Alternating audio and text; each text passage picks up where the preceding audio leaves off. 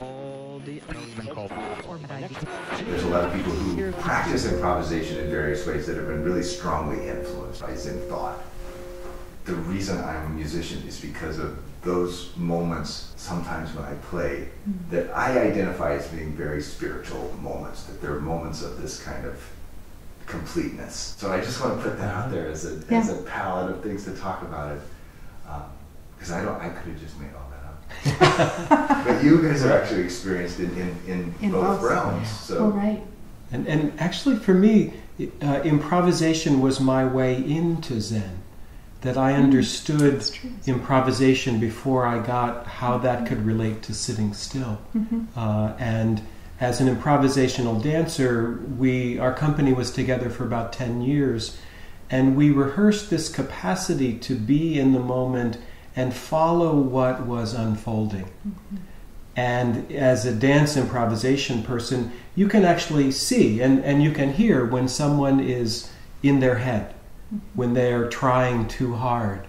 But that moment as an artist, as a musician, or as a dancer where you are part of something that's unfolding.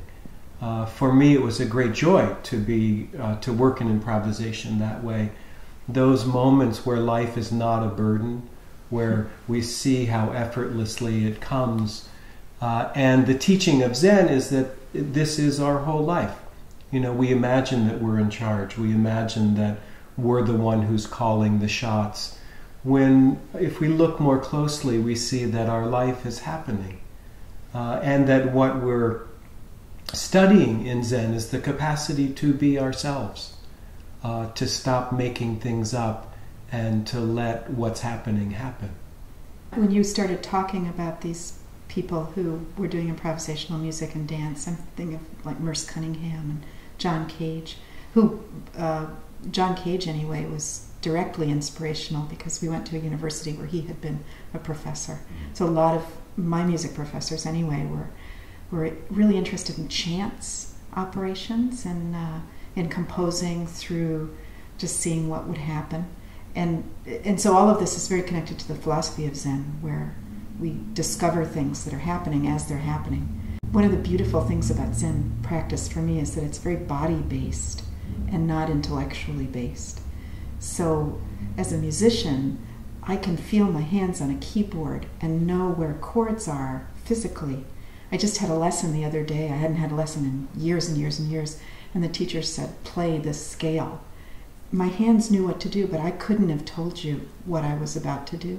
So there's some kind of a trust in the unfolding of the wisdom of the body that's true in Zen, and it's true in improvisational music and dance too, at least the way we taught it in Sonomama.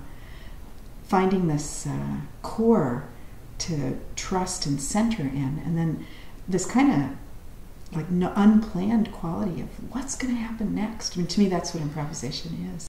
We're finding what's next by being fully in the now, and what's next unfolds out of the now. So it's always surprising, and it does. You know, as David was indicating, it kind of keeps this core of aliveness present in life. I loved what you said about you don't know if you look back, you can trace the path that you took, but when you're going forward, it's completely mysterious. It's like walking into the fog. And yet there's that, it's exciting and not fearful. There's a kind of like, what now, that I find when I'm improvising music, it's the same thing. Or improvising a Dharma talk, as we were saying before. Just like, now what's going to happen? And I think that keeps everything really alive. At least it does for me.